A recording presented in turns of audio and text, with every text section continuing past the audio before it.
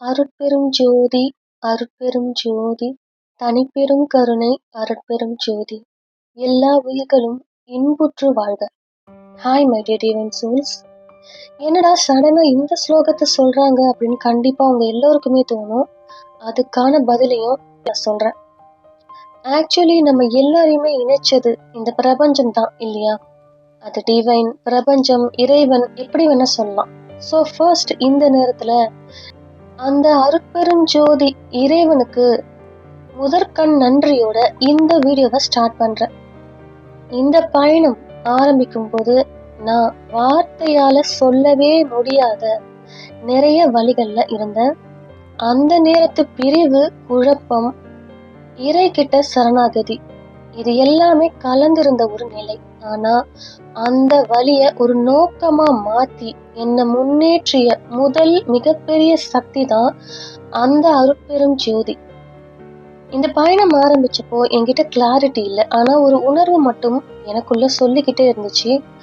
நீ அனுபவிச்ச வழியின் மூலியமா உனக்கு கிடைச்ச இந்த இறை வழிகாட்டல உன் மூலியமா யாருக்காவது ஒரு வழியாவது நீ காட்டணும் அப்படின்னு. அந்த வழிய அந்த இறை வார்த்தையாவே மாத்தினாங்க. அந்த குழப்பத்தை அது மூலியமா கிடைச்ச தெளிவ உண்மையா பகிர வச்சாங்க. அதுக்கு பதிலா நீங்க என்ன கொடுத்தீங்கன்னா நம்பிக்கை, உங்களுடைய நம்பிக்கை, அன்பு, அமைதியான ஆதரவு. பல பேர் இந்த சேனலை சப்ஸ்கிரைப் கூட பண்ணாம சைலண்டா பார்த்துட்டு இருக்கலாம். ஆனா அந்த எனர்ஜியும் எனக்கு ரீச் ஆகுது. ஒவ்வொரு வியூ, ஒவ்வொரு லைக், ஒவ்வொரு சப்ஸ்கிரைப் எனக்கு ஒரு சைன் மாதிரி. நீ தனியா இல்லைன்னு நம்ம எல்லோரையுமே இணைச்சது அது நம்ம சாய்ஸ் இல்ல, அது இந்த பிரபஞ்சத்தின் வேலை. இந்த 1000 ஆன்மாக்கள் ஒரே ஃப்ரீக்வன்சில கனெக்ட் ஆனது ஒரு கோஇன்சிடென்ஸ் இல்ல, அது ஒரு காலிங். நான் இங்க கண்டென்ட் கிரியேட் பண்றது இல்ல, நான் என் ஆன்மாவின் உண்மையை மட்டுமே ஷேர் பண்றேன். நீங்க அதை உணர்ந்து இங்க இருக்கீங்கன்னா நம்ம கனெக்ஷன் அது ரொம்ப ஆழமா இருக்கு. ஒவ்வொரு வீடியோ போடும் போதும் இது யாருக்காவது உதவுமா அப்படின்னு நினைச்சிருக்கேன். இன்னைக்கு புரியுது, நாம எல்லோருமே ஒரு ஆன்மாவின் குடும்பம், ஒரே ஆன்மாவின் குடும்பம். இந்த 1000 பேர் இன்னைக்கு நம்ம சேனல் above 1000 மெம்பர்ஸ்க்கு மேல சப்ஸ்கிரிப்ஷன்ல இருக்கிறாங்க. என்ன மட்டும் நம்பல, அவங்க தங்களுடைய ஆன்ம வளர்ச்சியையும் நம்புறாங்க. என்னை நம்பி இணைஞ்ச எல்லோருக்குமே என் இதயத்தின் ஆழத்திலிருந்து நன்றி. இது ஆரம்பம்தான். இன்னும் நம்ம வளர்ச்சி, நம்ம குணமடையும் அந்த ஹீலிங்ஸ், நம்ம உயர்வு அடுத்த நிலைக்கு போக போகுது. என்ன நம்பி வந்த ஆன்மாக்களுக்கு என் மனமார்ந்த நன்றி. சரி, இப்ப இன்னைக்கு பேச போறது கொஞ்சம் எமோஷனா தான் இருக்கும், ஏன்னா அந்த டாபிக் அப்படி. இந்த பதிவை வெறும் ஒரே ஒரு தேங்க்ஸ் சொல்ல மட்டுமே அப்படின்னு நான் நினைக்கல. இதுல என்னோட வாழ்க்கை அது எப்படி ஒரு ஆழமான ஒரு அழகான ஆன்மீக பாதைக்கு மாறுச்சு, இந்த ட்வின் ஃப்ளேம் ஜெர்னிக்கு வந்த உடனே எப்படி ஸ்பிரிச்சுவல் ஜெர்னிக்கு மாறுச்சு அப்படிங்கிறதையும் இந்த நேரத்துல உங்க எல்லார்கிட்டையுமே பகிரணும் அப்படின்னு என்னுடைய உள் உணர்வு தூண்டலால இது எல்லாமே நான் சொல்லணும்னு நினைக்கிறேன். இத எந்த உள் நோக்கத்தோடுமே நான் ஷேர் பண்ணல. இது முழுக்க முழுக்க என்னோட லைஃப்ல நடந்த சில முக்கியமான நிகழ்வுகள் மட்டுமே. அதாவது சரண்டர், டிவைன் கிட்ட சரண்டர், இறையிடம் சரணடைதல். இது ஒரு சாதாரண வார்த்தை இல்ல. அதே சமயம் சரண்டர் பண்ணதுனால என் வாழ்க்கையில நடந்த, இப்பவும் நடந்துகிட்டு இருக்க பல அதிசயங்கள்ல சில அதிசயங்களையாவது உங்ககிட்ட எல்லாம் ஷேர் பண்றேன், அவ்வளவுதான். ஏன்னா இந்த ட்வின் ஃப்ளேம் ஜெர்னியை பத்தி தெரியற வரைக்கும் இருந்தேன்னா அது வேற. இப்போ நான் அப்படிங்கிற அந்த வார்த்தையே கூட இருக்க கூடாது அப்படின்னு முழுசா மாறி இருக்கிற நான் வேற. இங்க நான் ஒரு சின்ன பர்சனல் எக்ஸ்பீரியன்ஸோட இதை நான் ஷேர் பண்ணலாம்னு நினைக்கிறேன். நான் ட்வின் ஃப்ளேம் ஜெர்னில இருக்கேன்னு எனக்கு ஃபர்ஸ்ட் தெரிஞ்சதுக்கு அப்புறம் எனக்கும் என்னுடைய ட்வின்னுக்கும் நடந்த அந்த செப்பரேஷன் டைம் அது பாத்தீங்கன்னா 2023 செப்டம்பர் 25. என்ன இவ்வளோ பர்ஃபெக்டா நேரம் காலம்லாம் கிழமை வரைக்கும் சொல்றாங்களே, எல்லாத்தையுமே சொல்றாங்களேன்னு பாக்குறீங்களா? ஏன்னா அந்த சிச்சுவேஷனுக்கு அதை நானே பண்ண வேண்டிய சூழல். அதனாலதான் இந்த ஜெர்னியை பத்தி தெரிஞ்சதும் நானுமே ரொம்ப சர்ச் பண்ணி ட்வின் ஃப்ளேம் ஜெர்னினா என்னன்றதை பத்தி ரொம்ப அதிக அளவுல சர்ச் பண்ணி அதை என்னுடைய ட்வின் அவங்க கிட்ட சொல்லி இதை அக்செப்ட் பண்ண வைக்க ரொம்பவே ட்ரை பண்ணேன். ஆஸ் யூஷுவல் எல்லா டிவைன் ஃபெமினைன் போல தான் நானும் அதை செஞ்சேன். ஆல்ரெடி 2 பேருக்குமே ட்ரிகர் ஃபேஸ் தான் போயிட்டு இருக்கு. இதுல ஜர்னியை பத்தி எல்லாம் வேற சொன்னா பாவம் என்னதான் பண்ணுவாங்க அவங்களும். ஆனா ஒண்ணு, அது அவங்களுக்கு எப்படி இருந்திருக்கும்னு எனக்கு அப்ப தெரியல. ஆனா நான் ஹீல் ஆகதான் எனக்கு அதெல்லாமே தெரிய வந்துச்சு. எங்களுக்குள்ள நடந்த அந்த செப்பரேஷன் டைம், அந்த நாள்ல இருந்தே என்னுடைய வாழ்க்கை அது முழுக்கவே மாற்றமாக ஆரம்பிச்சது.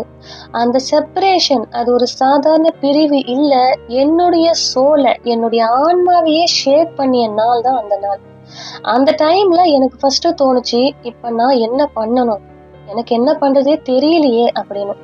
என் மனசு முழுக்க வலி, கன்ஃபியூஷன். ஏன் இப்படி நடக்குது, நான் என்ன தவறு செஞ்சேன், நானும் அவங்களும் ஒரே சோல், ஓகே ட்வின் ஃப்ளேம் ஜர்னின்னு ஒன்று இருக்கு, இது ஒரே சோல் பற்றிய ஒரு பயணம் அப்படின்னு தெரியுது. அப்படி இருக்கும்போது இப்படி ஒரு பிரிவு தேவையா அப்படின்னு மட்டும்தான் எனக்கு அந்த டைம்ல தோணுச்சு. இருந்தாலும் அந்த முடிவை நான் எடுத்துட்டேன். அதுக்கப்புறம் நடந்ததுதான் உங்களுக்கு நான் சொல்லிட்டு இருக்கேன். சரி, இப்போ செப்பரேஷனும் வந்தாச்சு. அந்த ஃபேஸ்ல நான் இன்னும் நிறைய ட்வின் ஃப்ளேம் ஜர்னி பற்றிய வீடியோஸை பார்க்குறேன். செலக்டடாக சில பேரை மட்டுமே செலக்ட் பண்ணி அவங்கக்கிட்ட என்கொயரியும் பண்ணுறேன். ஒருத்தர்கிட்ட சேட் கூட பண்ணி கேட்குறேன், இதுக்கு எவ்வளவு ஆகும் அப்படின்னு. இதுக்கு நீங்கள் இன்னர் ஒர்க் பண்ணணும், இதுக்கு இவ்வளவு ஆகும், இந்த ஹீலிங் பண்ணணும், அந்த ஹீலிங் பண்ணணும், இதுக்கு இவ்வளவு ஆகும், அவ்வளோ ஆகும் அப்படின்னு சொல்கிறாங்க. ஆனால் அப்படியுமே என்னுடைய மனசு அது எதையுமே ஏற்றுக்கல. ஏதோ ஒரு எனர்ஜி அது என்ன தடுக்கிற மாதிரி. இது உன் வழி இல்லை, உனக்கு இப்படி போய் தான் ஹீலிங் பண்ணிக்கணும்னு அவசியமே இல்லை, உனக்கு உண்டான வழியை உனக்குள்ள இருக்கிற நானே அது எல்லாத்தையும் காட்டுறேன் அப்படின்னு சொல்ற மாதிரி. அப்பதான் நான் புரிஞ்சுக்கிட்டேன், ஆக்சுவலி என்னுடைய டிவைன் மேஸ்குலின் எனர்ஜிக்கும் கூட இது கம்ஃபர்டபுள் இல்லை. ஏன்னா அவங்களும் இப்படியெல்லாம் அன்னெசரியா செலவுகள் பண்றது பிடிக்காது. இப்போ நீங்கெல்லாம் கூட அந்த மாதிரி பண்ணுவீங்க, இன்னர் ஒர்க் பண்றீங்கன்ற பேர்ல நிறைய பேர்கிட்ட அமௌண்ட்டை கொடுக்கலாம், பண்ணலாம். அதனால அது அன்னெசரி அப்படின்னு நான் உங்களை சொல்லல. பட் என்னுடைய பாயிண்ட் ஆஃப் வியூக்கு எனக்கு அது செட் ஆகல, அதனால நான் சொல்றேன். ஸோ நீங்க யாராவது வெளியில ஹீலிங்ஸ்க்கு எடுக்கிறீங்க அப்படின்னு சொன்னா, உங்களை அதை ஹர்ட் பண்ணியிருந்தா ஐ எம் எக்ஸ்ட்ரீம்லி சாரி. என்னுடைய அந்த டிவைன் மேஸ்குலின் எனர்ஜி ஆர் அது டிவைன் எனர்ஜி எதுவா வேணா இருக்கலாம், அவங்க எனக்கு அந்த பாதையை காட்டல. சரி, நெக்ஸ்ட் என்ன பண்ணணும் அப்படின்னு எனக்குள்ளேயே நான் கேட்குறேன். மெடிடேஷன், இவ்வளவுதான். அப்ப நான் என்ன பண்ணேன், நான் மெடிடேஷனை தான் சூஸ் பண்ணேன். சத்தியமா சொல்றேன், மெடிடேஷன் மாதிரி டிவைன் கிட்ட கனெக்ட் ஆகிறது வேற எதுவுமே இல்லை. அந்த டைம்ல நான் முழுசாவே என்ன சரணடைய வச்சேன், நான் முழுசா சரண்டர் ஆனேன் அந்த இறைவன் கிட்ட. இறைவா, என்னால எதுவுமே முடியல, எனக்கு என்ன பண்றியோ அதை நீ பண்ணு, இங்க நான் பண்ண ஒண்ணுமே இல்லைன்னு எனக்கு தெரிஞ்சிடுச்சு அப்படின்னு கம்ப்ளீட்டா சரண்டர் ஆகுறேன். அழுதுகிட்டே தான் சரண்டர் ஆகுறேன். ஆனா அந்த சரண்டர் அதுலதான் மிராக்கலே ஆரம்பிச்சது. ஸோ மெடிடேஷன்ல ஃபுல் ஃபோக்கஸை கொடுக்குறேன். டெய்லி எந்த எக்ஸ்பெக்டேஷனுமே இல்லாம ஜஸ்ட் கனெக்ட் ஆகணும், டிவைனை ஃபீல் பண்ணணும், அது மட்டும்தான் என்னுடைய ஒரே இலக்கு. அதுலதான் எனக்கு டைரக்ட் கனெக்ஷன் கிடைச்சது. அந்த டிவைன் கிட்ட எனக்கு டைரக்ட் கனெக்ஷன் கிடைச்சது. இதை நான் ஈகோக்காக சொல்லல, நான் பெரிய ஸ்பெஷல் சோல் அப்படின்லாம் இதை நான் சொல்லல. ஏன்னா இறைவன், அந்த அருட்பெருஞ்சோதி இறைவன், அவங்க எனக்கு மட்டுமே இல்லை, அவங்க எல்லோருக்கும் ஒரே மாதிரிதான், எல்லோருக்குமானவன் தானே இறைவன். நாம தான் அவங்க நமக்குள்ளேயே இருக்கிறத ரியலைஸே பண்ணாம எங்கெங்கயோ போய் அதே இறைவனை தேடுறோம்.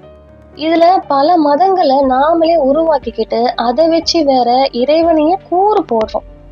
இது என் கடவுள், இது என் மதம், இந்த கடவுள் தான் பெருசு, இந்த கடவுளுக்கு தான் பவர் அதிகம், இப்படியெல்லாம் நாம தான் பிரிவினையும் உண்டாக்குறோம். இறைவன் ஒருத்தர் தான் இல்லையா? சரி, அது வேற டாபிக், அதை பத்தி எல்லாம் நம்ம அப்புறம் பேசலாம். இப்போ அந்த செப்பரேஷன் எனக்கு வந்துச்சு இல்லைங்களா, 2023 செப்டம்பர்ல. அன்னையில இருந்து மெடிடேஷன்ல தான் நான் டெடிகேஷனா இருக்க ஆரம்பிக்கிறேன்னு சொன்னேன் இல்லையா? மெடிடேஷன், சரி இதை எப்படி பண்ணணும் அப்படின்னு கூட எனக்கு தெரியாது. ஆனா பல ஸ்பிரிச்சுவல் வீடியோஸ் எல்லாம் பார்த்து அதுல இருக்கிற என் உள் உணர்வுக்கு ஒத்து போகிற மாதிரியான வீடியோஸ்ல இருக்கிற டெக்னிக்ஸா பார்த்து அதை நானாவே பிராக்டிக்கலா இம்ப்ளிமெண்ட் பண்றேன். எப்படி? ஒரு நாளைக்கு 4 தடவை மெடிடேஷன் பண்றேன். இதெல்லாம் கேட்கும்போது இது என்னடா இவர் பைத்தியம் மாதிரி பேசுறாங்களேன்னு கூட உங்களுக்கு தோணலாம். ஆனா நான் எக்ஸ்பீரியன்ஸ் பண்ணதை நான் வெளிப்படையா உங்ககிட்ட சொல்றேன். அவ்வளவுதான். இதை நீங்க அக்செப்ட் பண்றீங்க பண்ணாதது அது செகண்டரி. ஓகே. ஸோ 7 சக்ரா மெடிடேஷனை மட்டுமே, ஏன்னா நமக்கு தேவை இங்க பேலன்சிங். சரி, பேலன்சிங் மட்டும் பண்ணிட்டா போதுமா? டிவைன் கனெக்ஷன் எல்லாமே இருக்கு. வெறும் டிவைன் மாஸ்டர் என் லைஃப்ல இருக்கணும்னு மட்டுமே நினைச்சு நம்ம எல்லாத்தையுமே ஆரம்பிக்கிறோம். ஆனா அது நம்மள எந்த இடத்துக்கு கொண்டு போகுதுன்றது போக போக தான் நமக்கு அது புரியும். ஆரம்ப ஸ்டேஜ்ல நமக்கு இது எல்லாமே ஒரு ஹம்பக்கா தான் தெரியும். இது என்ன, இது ஸ்பிரிச்சுவாலிட்டியா, இதுக்குள்ள நான் வரணுமான்னு. ஏன்னா நானும் அப்படியெல்லாம் நினைச்சவதான். இப்போ நான் என்ன பண்றேன், மெடிடேஷனை பண்ண ஆரம்பிக்கிறேன். 7 சக்ரா மெடிடேஷனையே ஒரு நாளைக்கு 3 தடவை பண்றேன். காலையில பண்றேன், மதியம் பண்றேன், ஈவினிங் பண்றேன். அகைன் ஈவினிங்க்கு அப்புறமா நைட் வருதே, அந்த டைமுக்கு ஒரு விளக்கு தியானம். ஓகே, இதெல்லாம் தவறு இல்லையே, மெடிடேஷன் பண்றதெல்லாம் தவறு இல்லை. பட் அவங்களுடைய அந்த திங்கிங்கை பொறுத்து, அவங்களுடைய டெடிகேஷனை பொறுத்து இது எல்லாமே கண்டிப்பா நடக்க வைக்க முடியும். எனக்கு தோணுதை மட்டுமே நான் ஃபாலோ பண்ணேன், அவ்வளவுதான். அந்த டைம்ல நான் தேடாமையே எனக்கு இறைவன் அனுப்பிய ஒரு குருவா வந்தவங்க தான் பரம்பொருள் ஃபவுண்டேஷன் மகாவிஷ்ணு அவர்களோட வீடியோஸ். அந்த நேரத்துல யூடியூப்ல அவரோட வீடியோஸ் மட்டுமே என் கண்கள்ல படுது. என்னுடைய அந்த நேரத்து ஆழமான வழிகளுக்கெல்லாம் ஒரு மருந்தாவும் அது இருக்கு. ரொம்ப ரொம்ப தெளிவான ஸ்பீச். அதை கேட்க கேட்க அவ்வளவு ஆறுதலா இருக்குது. இப்படியே பல உண்மைகளும் தெரிய வருது. நாம எப்படியெல்லாம் வாழ்ந்துகிட்டு இருக்கோம், எப்படியெல்லாம் வாழணும் அப்படின்னு. இவரை பின்பற்ற வேண்டிய முக்கியமான அம்சம் அது என்னவா எனக்கு தோணுச்சுன்னா, அவருடைய ஸ்பிரிச்சுவாலிட்டி இன் பிராக்டிக்கல் ஸ்பீச். அதுதான். அவர் மூலியமா பல பேர் யங்ஸ்டர்ஸா இருந்தாலுமே ஸ்பிரிச்சுவாலிட்டிய எப்படி ஃபாலோ பண்ணணும்னு தெரிஞ்சு ஃபாலோ பண்றவங்க இன்னைய வரைக்கும் இருக்காங்க. ஓகே, இப்போ என் வாழ்க்கையவே வேறொரு புதிய கோணத்துல பார்க்க ஆரம்பிக்கிறேன்.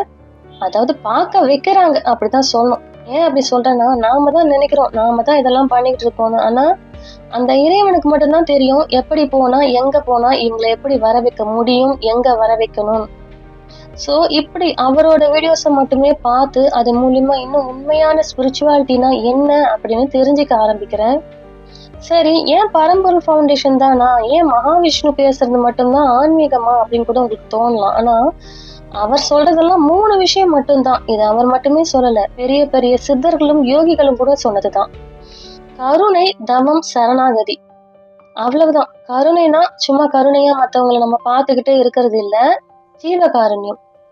ஏதோ நம்மளால முடிஞ்ச உதவிய நமக்கு சொந்தமே இல்லாத, நமக்கு யாருன்னே தெரியாத மற்ற உயிர்களுக்கு நம்மளால எப்படி முடியுதோ, பணமாவோ பொருளாவோ உணவாகவோ ஆறுதலான வார்த்தைகளா கூட நம்மளால என்னெல்லாம் பண்ண முடியுமோ அதெல்லாம் பண்றதுக்கு தான் நமக்கு இந்த மனித பிறவியே கிடைச்சிருக்கு அப்படின்னு அவர் சொன்ன ஒவ்வொரு வார்த்தையுமே அந்த நேரத்துலதான் என் மனசுக்கு ரொம்ப ஆழமா ரீச் ஆச்சு. ஓகே, அவ்வளவுதான். ஆல்ரெடி நம்ம கிட்ட கொஞ்சம் கருணை இருக்கதானே செய்யுது. இதெல்லாம் நமக்கு இருக்கதான் செய்யும். ஒரு டிவைன் ஃபெமினின் இருந்தா எல்லாருமே நம்ம எப்படி இருப்போம், ரொம்ப கருணை நமக்குள்ள இருக்கும். ஆனா அதை யார்கிட்ட கொடுப்போம்? நம்ம டிவைன் மாஸ்குலின், நம்ம ஃபேமிலி, நம்ம ஃப்ரெண்ட்ஸ், நம்ம கொலீக்ஸ், நமக்கு தெரிஞ்சவங்க, இப்படி பண்றோம் இல்லையா? அதுதான் நானும் பண்ணிட்டு இருந்தேன். அப்புறம் கொஞ்சம் வெளியிலயும் பண்றது, எப்படி கொஞ்சமா வெளியில பண்றது. ஆனா இப்போ எப்படி, எங்க, யாருக்கு கருணை காட்டணும், எப்படியெல்லாம் கருணையா இருக்கணும்னு புரிய ஆரம்பிக்குது. சோ இதுல இருந்து ஜீவகாருண்யம் அதை பண்ண ஸ்டார்ட் பண்றேன். ஆக்சுவலி அந்த வருஷத்துலயே அந்த டைம்ல ஒரு பெரிய புயலும் கூட வருது. நான் இருக்கிற ஏரியா ஃபுல்லாவே தண்ணி ஃபுல்லா சூழ்ந்துருச்சு. கரண்ட் கூட இல்ல, கரண்ட்டை கட் பண்ணிட்டாங்க. கிட்டத்தட்ட 1 வீக் கரண்ட் இல்ல. அந்த டைம் தான் மற்றவங்க எப்படி எல்லாம் கஷ்டப்படுறாங்க அப்படின்னு ரொம்ப அதிகமா ஃபீல் பண்றேன். ஏன்னா அந்த நேரத்துல சாப்பாடு கூட கிடைக்காத ஒரு சூழல் தான் இருந்துச்சு. பணமே கொடுத்தாலும் சாப்பாடு கிடைக்கல. என் மனசு வீட்டுக்குள்ள இருக்கவே முடியல. என் மனசுக்கு அது சரியாவே படல. ஏதோ அப்பத்திக்கு என்னால முடிஞ்ச சாப்பாடை வெளியில வாங்கி எல்லாம் கொடுக்கணும்னு ட்ரை பண்றேன், வாங்கி கொடுக்குறேன். ஆனா அதுக்கும் கூட தட்டுப்பாடு தான். காசு கொடுத்தாலும் சாப்பாடு கிடைக்க மாட்டேங்குது. ஒரு ஆளுக்கு 10 சாப்பாடு 20 சாப்பாடு தான் தரேன்றாங்க. அதுக்கு மேல இல்லைன்றாங்க. ஏன்னா ஏரியா ஃபுல்லாவே தண்ணி ஃபுல்லா சூழ்ந்துருச்சு. என்ன சொல்றேனே, கிட்டத்தட்ட 1 வீக் 10 டேஸ் வரைக்கும் கரண்ட் இல்ல. கரண்டே இல்லாம வாழ்க்கைய சர்வை பண்ணணும். ஓகே, இதெல்லாம் புதுசு தான். பட் அதுல இருந்து தானே நமக்கு எல்லாமே மாற்றமாகுது. சரி, நாமளே சமைப்போம் அப்படின்னு என்னால முடிஞ்சத வெஜ் ரைஸ், தோசை, தக்காளி தொக்கு, என்னால என்ன முடியுதோ அதெல்லாத்தையும் செஞ்சு ஒரு 30-40 பேருக்கு கொடுக்கலாம் அப்படின்னு அந்த ஏரியால இருக்கிற மக்களுக்கு கொடுக்கலாம். ஏதோ என்னால முடிஞ்சதை பண்ணலாம் அப்படின்னு பண்றேன். நம்ம பைரவர்கள், நம்ம டாக்ஸ் இருக்காங்கல்ல, நம்ம பைரவர்கள், அவங்களுக்கும் எக் ரைஸ் இந்த மாதிரி எல்லாம் என்னால முடிஞ்ச ஜீவகாரணத்தை சின்ன லெவல்ல பண்றேன். நான் இருக்கிற ஏரியா ஃபுல்லா தண்ணி இடுப்புக்கு மேல இருக்கு. அதுலயே இருட்டுல அந்த தண்ணியிலேயே எல்லாத்தையும் தூக்கிக்கிட்டு போறேன். ஹெல்ப் பண்றதுக்கும் வீட்டுல யாரும் கிடையாது. வீட்டுல இதெல்லாம் ஒரு பைத்தியம் மாதிரி என்னை பார்க்க ஆரம்பிக்கிறாங்க, திட்டுறாங்க. என்ன வேணா பண்ணுங்க, யார் எதை சொன்னாங்கனாலும் அதெல்லாம் நான் காதுல வாங்குற சிச்சுவேஷன் அப்ப நான் இல்லவே இல்லை. இது எல்லாத்தையும் எடுத்துக்கிட்டு இருட்டுலயே எல்லாத்தையும் ஒரு 4-5 நாளைக்கு என்னால முடிஞ்சதை பண்றேன். இப்படியே கொஞ்சம் கொஞ்சமா அந்த ஜீவகாருண்யம் அதுக்கு மேல ஒரு விதமான பிடிப்பு எனக்கு வர ஆரம்பிக்குது. இப்ப மழையெல்லாம் போயிடுச்சு, அவ்வளவுதான். நெக்ஸ்ட் மாசத்துக்கு ஒரு தடவை அமாவாசை அன்னைக்கு ஒரு 30-40 பேருக்கு எதையாவது சமைச்சு கொடுக்கணும் அப்படின்னு ஒரு வெஜிடபிள் ரைஸை ரெடி பண்ணி ஒரு பேக் பண்ணி அதை கொடுக்க ஆரம்பிக்கிறேன். இதுக்கு நடுவில் நான் என்ன பண்றேன், இன்னொரு பக்கம் டெய்லி மெடிடேஷனும் பண்றேன். ஒரு நாளைக்கு 4 வேளை மெடிடேஷன் பண்றேன். பெருமைக்கு சொல்லல, நான் பண்ணதை சொல்றேன். 7 சக்கராசியம் பண்றேன், விளக்கு தியானம் பண்றேன், எல்லாமே பண்றேன். இதெல்லாம் ரொம்ப சீரியஸா நான் இருந்ததாலேயோ என்னவோ தெரியல, கொஞ்சம் கொஞ்சமா என்னுடைய ஸ்பிரிச்சுவல் குரோத்தை, ஆன்மீக வளர்ச்சியை நான் ஃபீல் பண்ண ஆரம்பிக்கிறேன். குறுகிய காலத்திலேயே நான் அதை ஃபீல் பண்ண ஆரம்பிக்கிறேன். அப்போ முன்னாடியே நீங்க சாமியெல்லாம் கும்பிட மாட்டீங்களா அப்படின்னு நீங்க கேட்கலாம். இப்பதான் இதை இவ்வளவு தூரம் நீங்க யோசிக்கிறீங்கன்னா அப்போ முன்னாடி நீங்க இதெல்லாம் செஞ்சது இல்லையா அப்படின்னு. பல உருவ வழிபாடுகளை, அதாவது விநாயகர், முருகர், பெருமாள், எக்ஸெட்ரா எக்ஸெட்ரா, அப்படி எவ்வளவு கடவுள்களா இருக்கிறவங்களை எல்லாம் நான் ஃபாலோ பண்ணவதான். இவங்க எல்லாரையுமே ரொம்ப மும்முரமா ஃபாலோ பண்ணவதான் நான். இவங்களுக்கு மட்டுமே பலவிதமான வழிபாடுகள் செஞ்சு பழக்கப்பட்டேன்னா இந்த ஜெர்னியை பத்தி தெரிஞ்சதும் என்னையே அறியாம சிவபெருமானுக்கு ஒரு பக்தையா மாறுறேன். இதுல என்ன இருக்கு, சிவனை கும்பிடுறதுலாம் ஒரு பக்தி தானே அப்படின்னு நீங்க நினைக்கலாம். ஆனா சின்ன வயசுல இருந்து எல்லா கடவுள்களையுமே கும்பிடலாம். ஆனா கும்பிட்டாலும் சிவன் மேல மட்டும் எனக்கு கொஞ்சம் பயம்.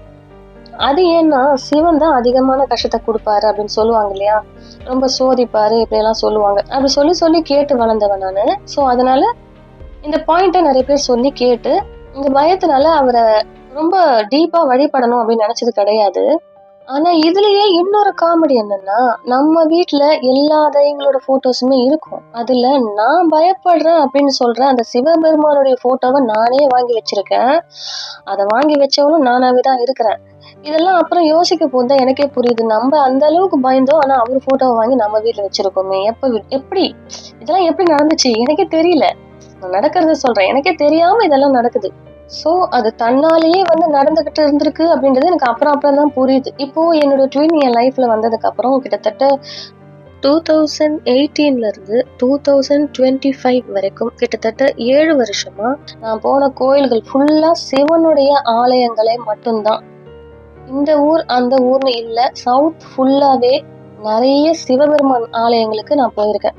ஆக்சுவலா அடுத்தது நார்த் சைட் தான் பிளான் வச்சிருந்தேன். பட் உன்னுடைய மேட்ரிக்ஸ் டைம்லாம் ஓவர் கண்ணு, நீ வந்த வேலைய பாரு அப்படின்னு என்ன நம்ம ரூட்டுக்கு, அதாவது நம்ம இந்த பூமிக்கு வந்த அந்த வழிய அந்த இறைவன் காட்டிட்டாங்க. ட்வின் ஃப்ளேம் ஜெர்னிய தெரியப்பட்டுட்டாங்க இல்லையா. ஸோ நாளாக ஆக சிவனுக்காகவே அதிகமா வழிபட ஆரம்பிக்கிறேன். கடுமையான விரதம் அதெல்லாம் வேற இருக்கிறேன். அதுவும் எப்படி மௌன விரதம் இருக்கிறது, சிவராத்திரி ஃபுல்லா கண் விழிக்கிறது, அன்னைக்கு சாப்பிடாம இருக்கிறது, ஒரு 2 நாளைக்கு சாப்பிடாம இருக்கிறது, நைட்டு ஃபுல்லா சிவன் கோயிலா சுத்துறது. கோவில்னா லோக்கல் ஏரியாலாம் கிடையாது, நிறைய லாங் டிஸ்டன்ஸ் அந்த மாதிரியான கோவில்களா மட்டுமே போறது. என்னவோ அங்க மட்டும்தான் சக்தி இருக்கிற மாதிரி அந்த டைம்ல இருந்த தாட்டை சொல்றேன். அந்த மாதிரி எல்லாம் போறது. சிவபெருமான் மேல பைத்தியமாவே மாறுறேன். ஏன்னு தெரியல, ஆனா எனக்கு அவர்கிட்ட அப்படி ஒரு ஈடுபாடு வந்துச்சு. இதை இன்னும் கொஞ்சம் டீப்பா சொல்லணும்னா, அந்த சிவபெருமானே என்ன ஆட்கொண்டார் அப்படின்னு சொல்லுவாங்க இல்லையா, அந்த மாதிரிதான் என்னுடைய வாழ்க்கையே போயிட்டு இருந்துச்சு. வேற எந்த பக்கமும் எந்த திங்கிங்குமே போக மாட்டேங்குது. இன்னும் இன்னும் ஆழமாவே போறேன் நானு. இப்போதான் என் வாழ்க்கையில ஒரு மிகப்பெரிய டேர்னிங் பாயிண்ட் அது வருது. இதுக்கப்புறம் நடந்த அந்த அற்புதத்தை பத்தி அடுத்த பதிவுல நான் உங்களுக்குலாம் சொல்றேன். ஆல்ரெடி இந்த வீடியோ ரொம்ப லாங் ஆயிடுச்சு. என்னுடைய ஸ்டோரி அது எப்படி இருக்கு அப்படின்றத நீங்க அடுத்த பதிவுல கம்ப்ளீட்டா தெரிஞ்சுக்கோங்க. இந்த வீடியோ எல்லாருக்குமே கம்ஃபர்டபுளா இருக்காது, அது எனக்கு நல்லாவே தெரியும். சிலருக்கு இது இரிட்டேஷனை கொடுக்கலாம். குறிப்பா அன்ஹீல்டா இருக்கிறவங்க, அவேக்கனா இருக்கிறவங்க, அப்படி இல்லைன்னா அவேக்கனிங் ஸ்டேஜ் ஸ்டார்டிங்ல இருக்கிறவங்க, அதுவும் இல்லாம லாஜிக் மைண்ட்ல மட்டுமே இருக்கிறவங்க, அவங்களுக்கு எல்லாமே இது புரியாம இருக்கலாம். அடுத்த வீடியோவும் கூட அப்படிதான் இருக்கும். இந்த வீடியோ ஆரம்பத்திலேயே நான் டிஸ்க்ளைமர்ல கொடுத்துருக்கிறேன். ஆனா அதுக்கு பிறகும் நீங்க இதை பார்த்துக்கிட்டே இருந்து உங்களுக்கு நெகட்டிவான ஃபீல் வருது அப்படின்னு சொன்னா, அந்த கமெண்ட் செக்ஷன்ல அந்த நெகட்டிவிட்டியை ஸ்ப்ரெட் பண்ணீங்கன்னா நான் அதுக்கு ரியாக்ட் எல்லாம் பண்ண மாட்டேன். அந்த அக்கௌண்ட்டை பிளாக் பண்ணுவேன், அவ்வளவுதான். ஏன்னா ஏற்கனவே 2-3 பேர் இந்த மாதிரி கமெண்ட்ஸ் பண்ணியிருக்காங்க. அதாவது ரொம்ப ஃபியூ 1 or 2 மெம்பர்ஸ் தான் பண்ணியிருக்காங்க. நான் அவங்கள ரொம்ப சிம்பிளா பிளாக் பண்ணிட்டேன், அவ்வளவுதான். அதே சமயம் நான் அதை ஒரு டிவைன் டெஸ்டாகவும் எடுத்துக்கிட்டேன். ஏன்னா நான் எவ்வளவு ஹீல் ஆனேன் அப்படின்னு டிவைன் எனக்கு டெஸ்ட் பண்ணலாம் இல்லையா? இதுக்கெல்லாம் ரியாக்ட் பண்ணா என்ன அர்த்தம்? நம்ம ஹீல் ஆகலை அப்படின்னு தான் அர்த்தம். ஸோ அதனால எனக்கு இது ஓகே தான். ஆனால் தயவு செய்து இந்த கண்டென்ட் உங்களுக்கு ரெசனேட் ஆகலைன்னா கைண்ட்லி இந்த சேனலை விட்டு நீங்கள் போகலாம். என்னால் இதை தவிர வேறு எதுவும் சொல்ல முடியாது. Okay my dear divine souls, next வீடியோவில் நான் உங்களெல்லாம் மீட் பண்ணுறேன். என்னுடைய பர்சனல் எக்ஸ்பீரியன்ஸ், ஸ்பிரிச்சுவல் எக்ஸ்பீரியன்ஸை கண்டிப்பாக நான் உங்ககிட்டலாம் ஷேர் பண்ணுறேன். Thank you my divine souls.